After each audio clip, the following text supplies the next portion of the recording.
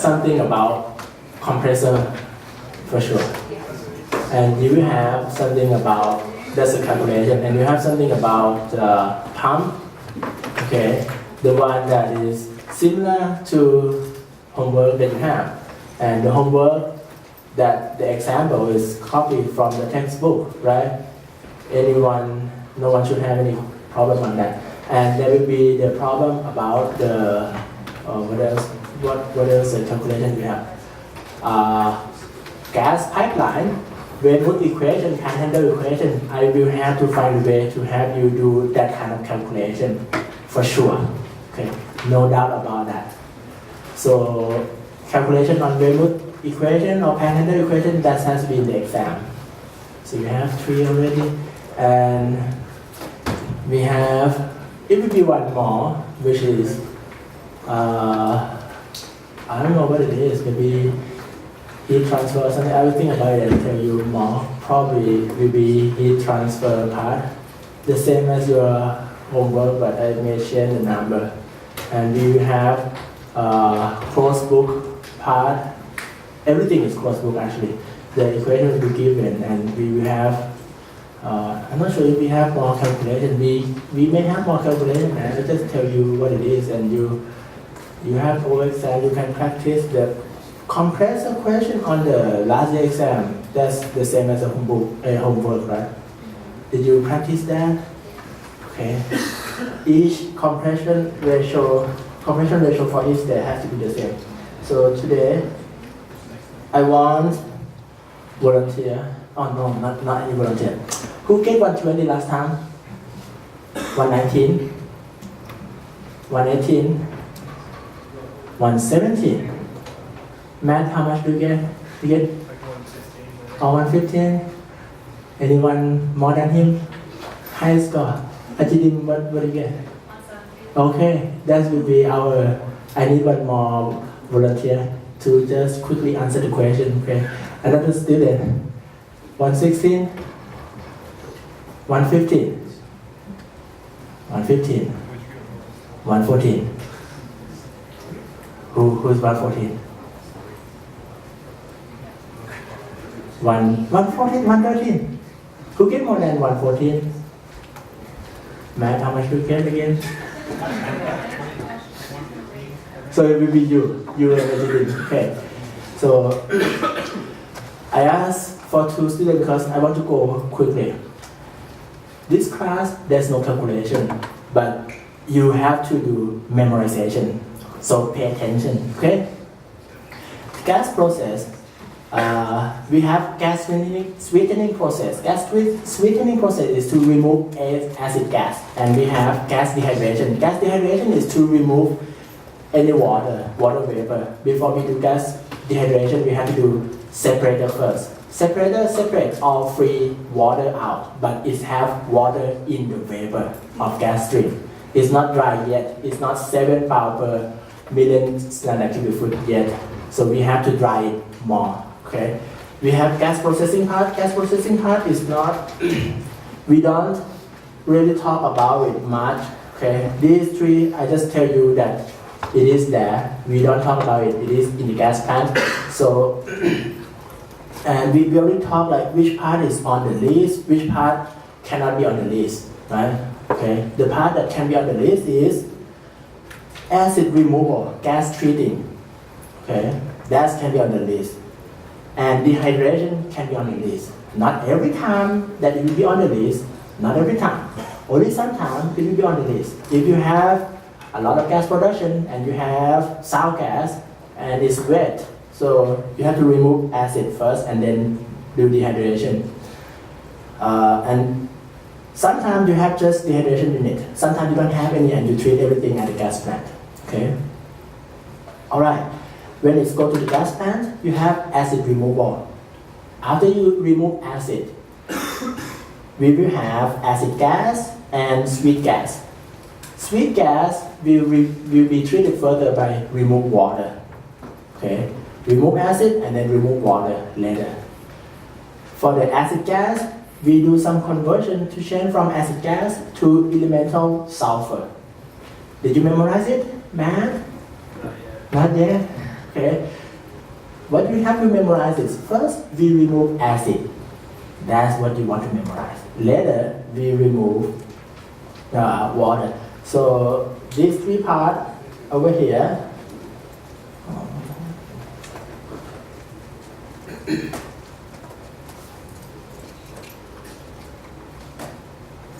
This process over here, that's what you want to memorize. Number one, remove acid.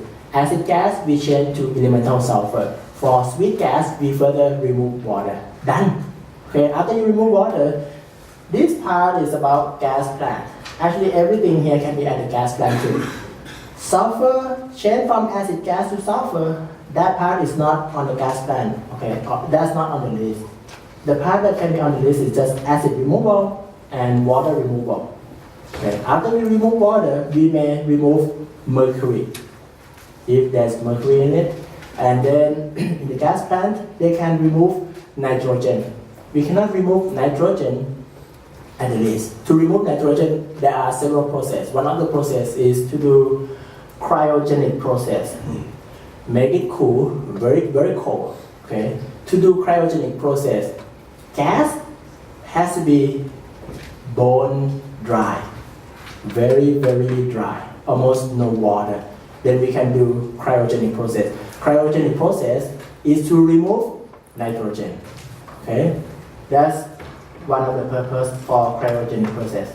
So after we do nitrogen rejection, then we can recover NGL, natural gas liquid. Okay, and then do some kind of separation, fractionation, and get each component. So to be clear, this part is for this lecture. Okay, the rest you just have to know that much. So after we remove water, then we remove nitrogen. After we remove nitrogen, we can recover NGL. That's good already, we know that. Gas handling, gas treating, the purpose of gas treating is to remove CO2 and H2S, help to meet the pipeline requirement. Okay, and typically we use amine unit. Amine unit is very common. Okay, memorize that amine unit is very common to treat acid gas. And then we remove water. The common process is glycol unit. Glycol unit is to remove water. Okay. After the amine unit, the amine process by itself make the gas to be wet. Okay. If we have amine unit, sweet gas that come out of amine unit is saturated with water. Okay. Sweet gas that come from amine unit is saturated with water, so we have to further remove water by using glycol unit. If you have water, water can react with a little bit of CO2 inside and form carbonic acid. Okay. This part is glycolic dehydrator. This kind of triangle there is BTX eliminator. It's for BTX and VOC emission control to not let any benzene, toluene, and xylene or volatile organic compound to come out. So if you see that triangle thing, it is glycol unit. Okay, it's part of the glycol unit. When I go to the oil field on tank battery, I have seen that thing, that BTEC VOC attached with, be a part of that glycol dehydrator. So if you go to the field and you see something like that, probably, you see this one is over here, probably that thing is glycol unit, okay, to remove water. Memorize that yet? Okay, next. If you see tower, look at glycol unit. It has some tower too, okay, for glycol unit, but it have that angle thing. This one doesn't have that, okay. This one is for remove acid gas, amine unit. If you see this on the field, it and have power, it can be either glycol or amine unit. But if it with the B-text eliminator, then it is glycol unit. Okay, glycol unit is to remove water. Amine unit is to remove acid gas. Amine unit, we can have DA or MDA. That's the type of amine.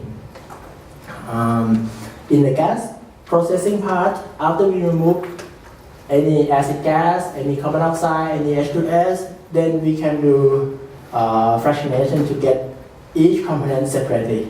Okay, that's part of the natural gas liquid. That's the gas plant part. We don't talk about that. Okay, acid removal process. So you know that we do this first, right? Acid removal process, and most of the time it is amine unit. But there are several other processes. Those processes can be chemical solvent. Chemical solvent, for example, MEA, DA, TEA, MDA, all those things is amine. Okay, and there are other processes too. Hot carbonate, diamine, so several solvents. So this solvent is to remove acid gas. Okay. Another one is physical solvent. Physical solvent, no chemical reaction, but it's used to remove acid gas too. We will go into detail of each one. So we have Selexol, Rectisol, and several other names. Most of the time, it is they are trade secret. Okay, that's why they have some kind of special name. For example, Selexol is licensed by UOP. Okay, so if you want to use this process, you have to pay license fee. And we have solid bed or direct conversion, ion sponge, Klaus unit, Stratford. Okay, low cat. This lecture we will talk about just low cat, Klaus, ion sponge. Okay. Klaus process is to convert acid gas into elemental sulfur. Memorize that yet? It is over here. Klaus process is to convert acid gas into elemental sulfur. Okay. Okay. Other process to remove acid gas, we can have specialty solvent, okay, sulfenol, imidazole, or several other things. Zinc oxide, sulfur check. So this, like, each company has license for a certain process. Okay, they invite that process. Distillation can be used, but I don't talk about it. Okay, it's not normally happening in the gas plant. Gas permeation use membrane and molecular sieve. So when you go to oxy gas plant, you have seen membrane, right? So that's the process to remove acid gas. So membrane is one of them. Molecular sieve is not the same as membrane. Okay, and I will show you how does it look like. First, let's talk about solid bed process. In solid bed process, so you have a bed and you have a solid inside. So you have some wood chip in this cylinder vessel. Okay. So we have ion sponge, sulfur treat, zinc oxide, molecular sieve. I just talk about ion sponge and molecular sieve. Okay. Molecular sieve can be used to remove acid gas. Most of the time it's used to remove water and any acid gas before go to cryogenic process. We will emphasize that more later. But for now, let's take a look at this. Ion sponge doesn't remove any CO2. Okay, it's remove H2S. Do we use it on the field, on the list? No. When we put it on the list, we put amine unit. Okay, so ion sponge, not quite likely to be on the list. Okay, not quite likely. It is a fixed bed of solid particle used to remove acid gas either through chemical reaction or ionic bonding. Okay, Gas stream flow through a fixed bed of solid particle. Acid gas are hold with the bed. Clean gas pass through. So you have you have the solid bed. Clean gas can go through, but acid gas gets stuck. Okay, acid gas doesn't go through. Just that. That's the solid bed. So for ion sponge process, it's good for H2S less than 300 ppm. You don't need to memorize this number, okay? Just so you know. So it typically operates at 50 to 500 psi. It doesn't remove CO2, okay? And iron sulfide and water are the product, and these are chemical reaction. You don't memorize chemical reaction, okay? This just so you know that it's have iron sponge has ion that react with H2S. Just that, okay? And it gives us iron sulfide and water. It requires alkaline water pH 8 to 10, okay? And temperature has to be less than 110 for reaction to occur. So the solid bed, it is the wood chip that have some ferric oxide, iron ferric oxide impregnated on the wood chip. So it's they say it's like a bag. It's a you have a bag full of wood chip inside, and this thing has iron oxide on it. Okay. So when we pass gas through, there's a reaction occur. When we have reaction, acid stay there, clean gas go out. Very easy. So when we use it, ferric sulfide is a product that we have. It's oxidized with air to produce sulfur and regenerate the ferric oxide. So what is a regeneration? Regeneration means once we have the reaction occur, we have ferric sulfide, right? We want to change from FeS back to ferric oxide, so we can use it again. So once you use it, it's trapped. It's kind of, it reacts with acid, right? And we lose it. So when I say regenerate, I mean I try to change FeS back to the original condition to make it work again. Okay, let's take a look on what's the recommendation. So to regenerate it releases heat. So we can regenerate it by oxidize with air. So we have the solid bed. After its exhaust, we react it, have reaction with oxygen, and it releases some heat. Then we get original state, ferric oxide, that can be used again. Okay. However, you see this 6S elemental sulfur. Elemental sulfur, the yellow part, stay inside the bed. It doesn't come out, right? So we have small particle that have ferric oxide on it, iron oxide on it. Then we use it. Once we use it, it changes to FeS. When we try to regenerate it, we react it with air. It creates sulfur, and that sulfur stay in the bed. Okay, so if we use it many times, we have more and more sulfur. It packed tight, very tight, and we have more pressure drop. So elemental sulfur left inside cause more pressure drop. The recommendation is after 10 cycles, the bed must be replaced. So after we regenerate it 10 times, we remove everything and replace with the new one. Very easy. That's our response. Good thing with this is it complete removal of small to medium concentration of H2S without removing CO2.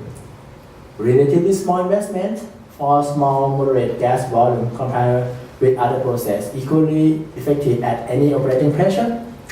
used to remove mercaptan and convert them to disulfide. Bad thing about it is, so batch process require duplicate installation of flow, interruption of process gas. We have to regenerate it or we have to replace it. Okay? Prone to hydrate formation when operated at high pressure and temperature and somewhat low temperature for hydrate formation range. We can have hydrate inside the reactor, okay, for iron sponge. Coating of iron sponge with entrant oil or distillate require more frequent change out of sponge bed.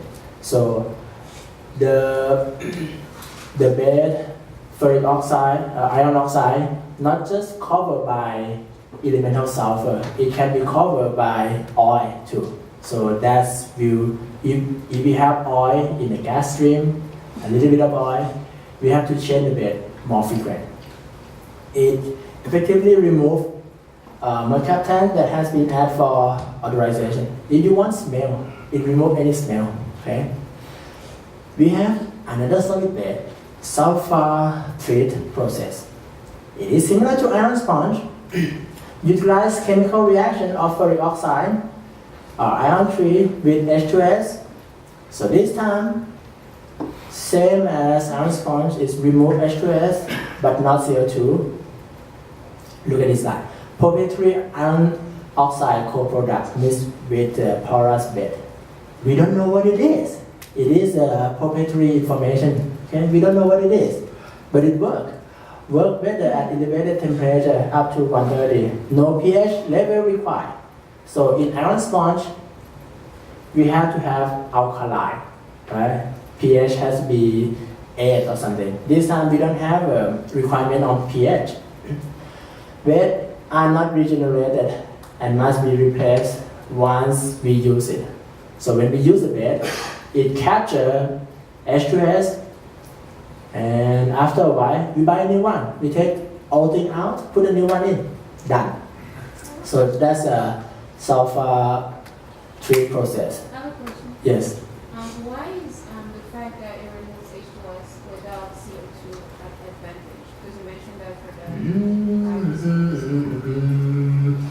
It depends on the purpose. If we want to use CO2 later but if you want to use CO2 later for CO2 injection, you don't use this kind of process. You use the one that you have seen on the gas plant. It depends on the purpose. If we just want to remove H2S, then that can be advantage. Okay, let's review a little bit. What do we memorize so far? Solid bed has iron sponge and sulfur treat. Solid bed work by has the bed capture or react with acid gas and let the sweet gas pass through. Just that you have to memorize. And there are some chemical reaction occur along with it. Okay. Once we use it, we either regenerate it or buy a new one, replace the bed. Done. Molecular sieve process. Okay. Molecular sieve process, very frequent. We use it to remove water. Okay. It can be used to remove H2S too. We used to make gas to be very, very dry, bone dry before cryogenic process. Okay. But for the case of remove acid gas, so we have molecular sieve. Molecular sieve, it looks like this. Okay. Spherical shape, small ball. Many of them put it in the vessel. See that vessel? We fill the vessel with this ball, and we have many vessels of it. We pass the gas in, put the gas in, gas that come out become sweet. Sour gas go in, sweet gas come out. Okay, that's molecular sieve. So it's like a solid bed, right? So you have something in the vessel, and that thing capture any acid gas. So molecular sieve is a crystalline solid in dry bed. Pore of crystalline structure of solid has localized polar charge. Okay, the structure, which is the active site, form ionic bond with polar gas. So for ion sponge, there's a chemical reaction happen to capture H2S, right? This time, it's not quite reaction, it just form weak ionic bond. Okay, it's formed some bond. It's like it catch H2S in it on its surface. Okay, so H2S and water vapor are polar gas molecule too. So polar kind of attract to the polar part. CO2 is about the same size of H2S but non-polar. CO2 can be bond with H2S and H2O, blocking the active site. So basically we put the molecular sieve in, it captures whatever gas or water that is attracted to the crystal structure, which is a little bit polar. Okay? Optimal to moderate, the good operating pressure is 3 to 400 psi. So we put it in the vessel and hot sweet stripping gas is flowed through the bed to regenerate it. To regenerate it, we don't need to buy a new one and replace it. Not really. So we can put sweet gas that is hot, okay, to remove any H2S that stay on the molecular sieve. Okay, so that's how it can be regenerated. Let's say you use it already and it's exhaust, completely spent. We want a new one, so we flush it with sweet gas to remove any H2S. Gas that we put in will break the ionic bond and remove H2S and water in the active site, and the molecular sieve that we have will be active again, right? So 3 to 400 Fahrenheit is for regeneration temperature. Solid crystal can be mechanically damaged when sudden pressure or temperature change occur due to switching from adsorption to regeneration cycle. So when we change temperature and pressure quickly, too quick, it can mechanically damage this molecular sieve. Okay? Generally used for small gas stream after other acid gas removal process to completely remove any acid gas or any water. It's for polishing application for cryogenic process. Put before cryogenic process. That's the recommendation of molecular sieve. So in the field, you have a lot of water, a lot of sour gas. You don't use molecular sieve. Okay? But molecular sieve is before we try to remove nitrogen. Remember this part? We want to remove nitrogen, right? Nitrogen rejection. So we will do cryogenic process. To do cryogenic process, gas has to be bone dry. To make it bone dry, put the molecular sieve, solid bed molecular sieve process. Molecular sieve can be used to remove acid gas too. Okay, membrane. This one. So far, what you have to memorize is the name of the process. For example, I ask you, please give me 3 names for the solid bed process. You will tell me ion sponge, sulfur check, and this one, right? Molecular sieve. So memorize the name and understand that we just put it in. It's a solid. It capture acid gas. Just that. Membrane part. Okay, this one will be somewhat more emphasized because you have seen it on the field trip. Gas removal based on the ability to diffuse through the membrane. It does not operate like a filter. No, not like a filter. For filter, you let something that is small go through, right? The big one stay. Correct? That's a filter. So if you have the hole that big and your particle is too big, it cannot get through, that's filter. That's not membrane. Membrane has porous layer just for mechanical strength. But the actual part, the actual membrane has no pore. It doesn't have pore. It's not a porous media. It doesn't operate like a filter. It operates based on how quick diffusion happens. For example, H2S and CO2 dissolve and diffuse quickly through the membrane. Okay? But hydrocarbon, methane, ethane, and other hydrocarbon diffuse slower, a lot slower. It diffuses through, but it's a lot slower. Okay? So more acid gas will pass through. Marshall, did you go and pick up the paper? Or you have it? 65 copy? Give it to them.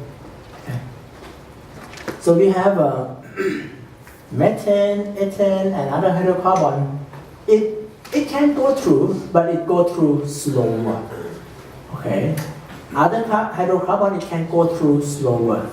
But acid gas go through very quick through the membrane because of the different degree of permeation. This makes them to be able to separate acid gas from hydrocarbon. Okay. Membrane for acid gas removal. So you have seen this one is from Schlumberger website. This looks like somewhat bigger than what you have seen on the field trip, but it looks similar, right? They put it vertically. On the day that I went on Friday, I have seen they like open the top part, take the filter out and put the new filter in. So when we have filter, we can have one stage flow scheme, okay? Or we can have two-step flow scheme. So we can put the feed in, go through the membrane, CO2, the residual gas go one way, hydrocarbon or permeate will be CO2. Okay. The thing that go past the membrane will be CO2 and H2S. You memorize that? So if I have hydrocarbon, I have hydrocarbon and I have H2S. Which one that is more likely to penetrate to the membrane? Come on, Ajidin. H2S? Yes. Hydrocarbon stay. Okay. So we have feed from outside. It tries to move in readily, right? That's the feed. Guess what? A little bit of hydrocarbon can go through. A little bit of hydrocarbon can go through. But a lot of carbon dioxide and H2S go through. So the part that go through, permeate part will be CO2 rich. Okay, CO2 rich gas. The part that stays, the residue will be hydrocarbon gas. Okay. So if someone tell you membrane operate by use filtration approach, that's wrong. Okay. All right. Now you learn about membrane. That's solid bed. So name. Give me some name. Maybe you go back home and memorize that later. So we cover iron sponge, sulfur treat, and molecular sieve, and a little bit on membrane. So membrane you may consider as a solid bed. If you use it for a while, you may need to change or replace it too. That's the membrane. Okay. Membrane can help to separate. It doesn't separate 100%. Okay. So next part, chemical solvent. When I say chemical solvent, this means we have chemical reaction. Okay, we have chemical reaction. We can have monoethanolamine, diethanolamine, or methyl diethanolamine, diglycolamine, diisopropanolamine. So it's just something with a functional group of amines at the end. Okay. So you memorize this name, the long name. I should give you a break. Don't memorize a long name. So at least you should be able to tell me. Give me one name of chemical solvent. You say MDEA. Okay, good. Or DEA or MEA. So this name, they are amine. You need to know that. That's what you need to know. It reacts. It have chemical reaction, and it remove H2S. Every chemical solvent remove H2S. Many of them remove CO2 except MDA, so I don't test you on this, but what you want to know is amine unit is to remove acid gas. RHS, this one is mercaptan. COS is O double bond C, double bond S, so that's carbonyl sulfide. Okay, and H2S is C, CS2 is S, and C in the middle, and you have double bond both sides. Okay, that is carbon disulfide. Carbon disulfide is very good solvent that I use to clean the syringe when I do GC injection. Okay, so carbon disulfide is very toxic. All right, acid gas can be removed by amine. Okay, and amine, there are several kinds of amine. It can be mono or di or methyl diethanol amine. Amine can be characterized by the number of alkyl group. This alkyl group, these are, if you have just one and you have amine functional group NH2 at the end, that's primary amine. Primary amine react, so it's react with acid more than secondary amine. Okay, that's primary amine. If you have 2R, that's secondary amine. If you have 3R, 3R is a alkyl group. If you have 3R, that's a tertiary amine. Tertiary amine doesn't react much to acid gas. So, okay, you need to know how does it look like. So you memorize this structure. You memorize, okay, 1R is primary, 2R is secondary, and 3R is R is C, H, and plus C, H. So it's a hydrocarbon part. Can be any length. Can be this long or a lot shorter or something. Okay. So that's the R part, alkyl group. It is an aqueous solution of weak base. So amine is kind of a base. Okay, and you have acid and you have base. They will react to each other, right?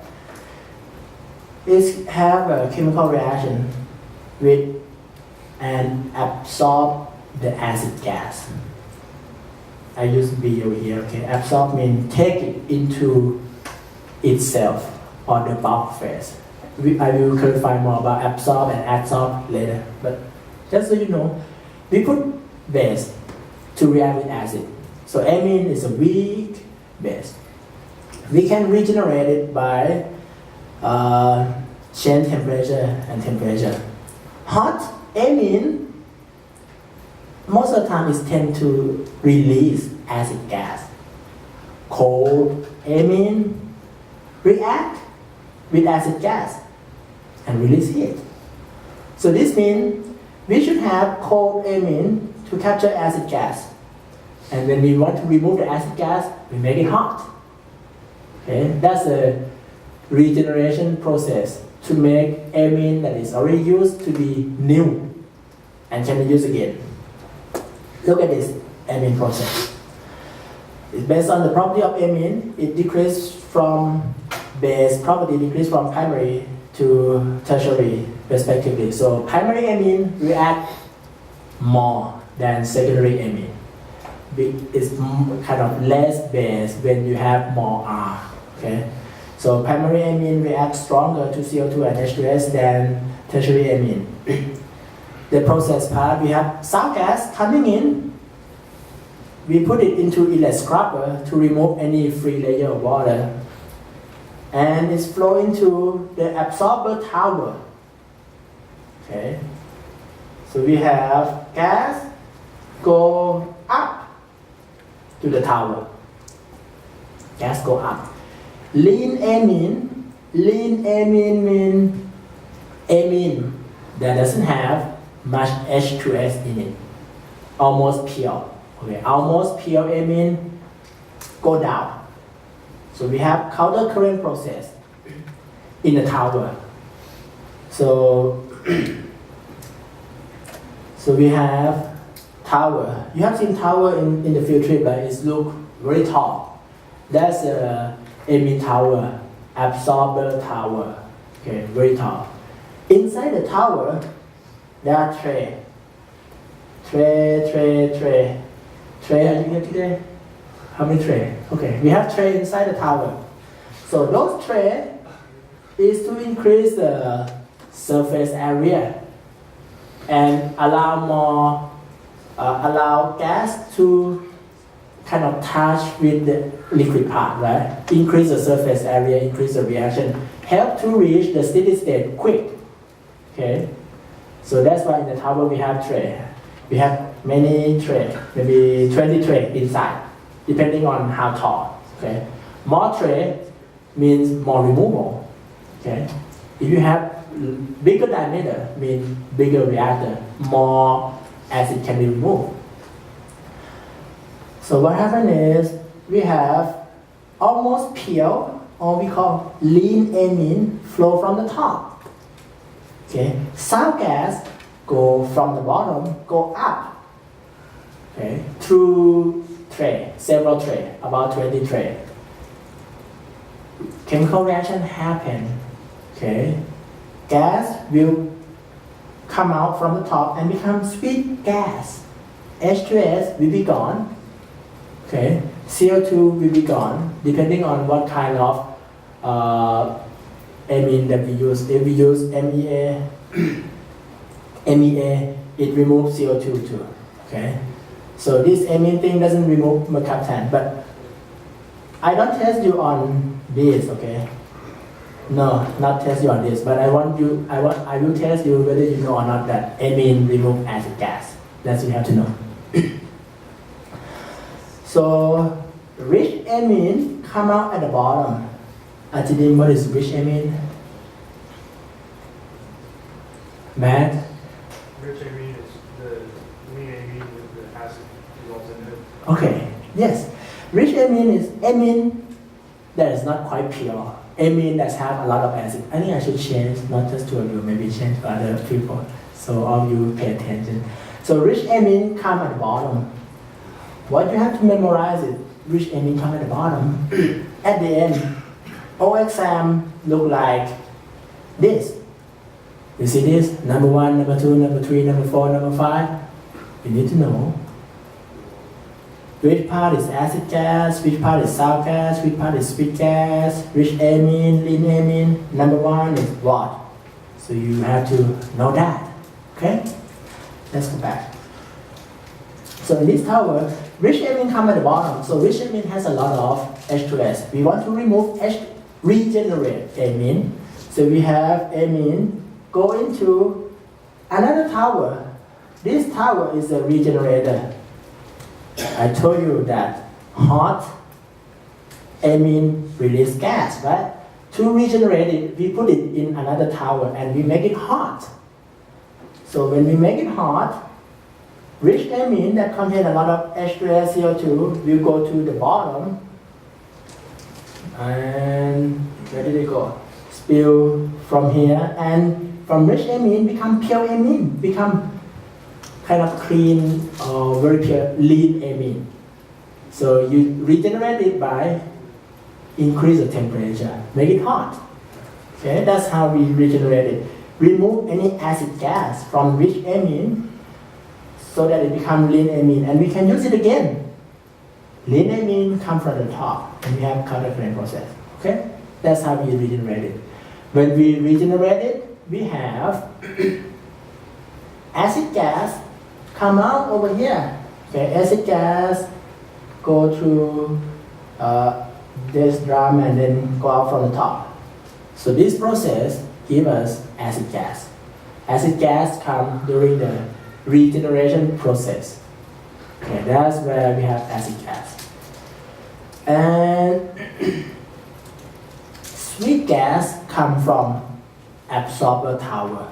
On the top of the absorber tower, we have sweet gas come out from the top, right? So what comes out from the top is sweet gas. Look at this part. You see makeup water. We use water. Amine is aqueous solution, right? So we add water into it too.